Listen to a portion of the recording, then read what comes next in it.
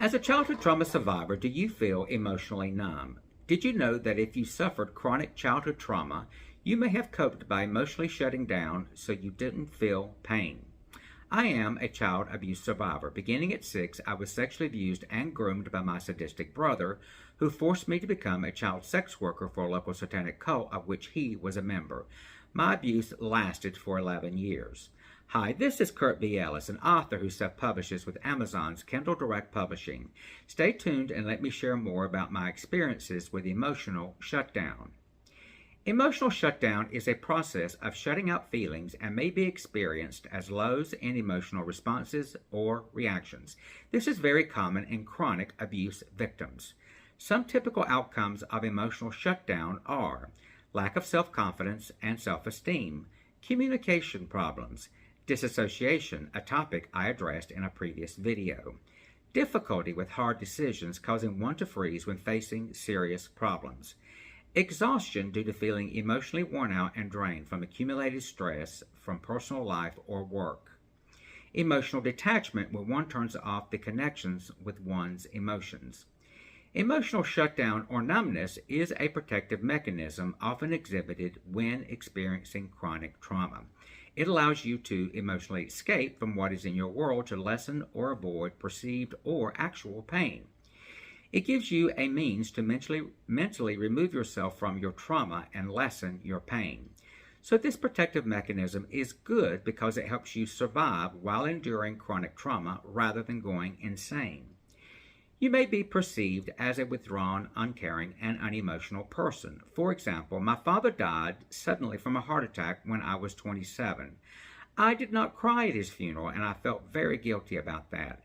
And still, 36 years later, I have never mourned my father. This was very noticeable by my family, and I took considerable flack from them about my lack of emotion. You may avoid much-needed confrontations to solve problems, making you perceived as weak. Unfortunately, the situation continues to fester and grow because it was never resolved, leading to anger and anxiety.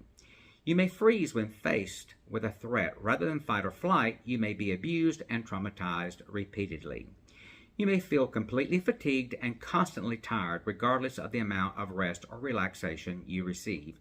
Your tiredness may become chronic and long-lasting.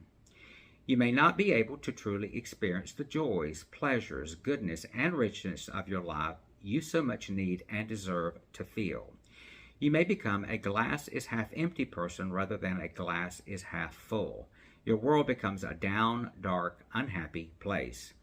I experienced this array of emotional numbness due to my childhood trauma. I was only able to overcome my trauma with much-needed EMDR therapy when I was an adult. You can also learn to manage your emotional numbness with support and therapy. Managing emotional numbness is one of the key things I've written about in my award-winning novel.